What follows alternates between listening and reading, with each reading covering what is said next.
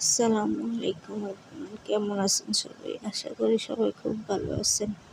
তো এটা হলো আমার প্রথম রান্নার ভিডিও। আমার রান্নার ভিডিওটা যদি আপনাদের কাছে ভালো লেগে থাকে তাহলে আমার চ্যানেলটা সাবস্ক্রাইব করে দিবেন।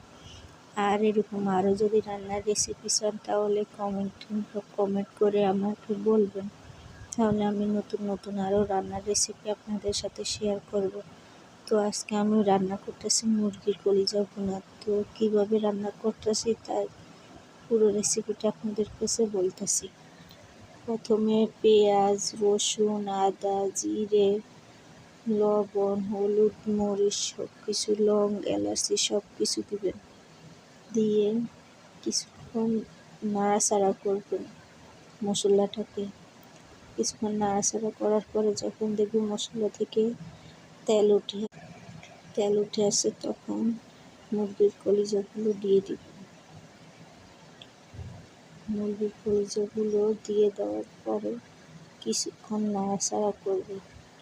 এপিট ওপিট করে নাড়াচাড়া করার পরে ঢাকনা দিয়ে দিবেন।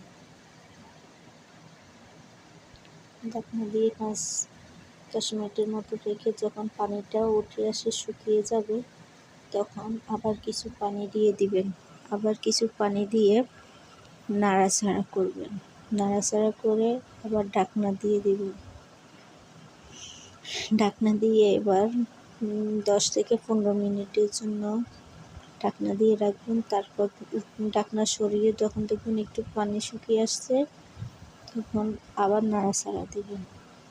নাড়াচাড়া দেওয়ানোর পর এই তো হয়ে আসছে, আমাদের মুরগির কলিজা ভুনা হয়ে গেছে। তো আলহামদুলিল্লাহ, আজকে দুপুরে মুরগির কলিজা ভুনা, ডাল, ভাত। এই সবাই আমার চ্যানেলটা সাবস্ক্রাইব করে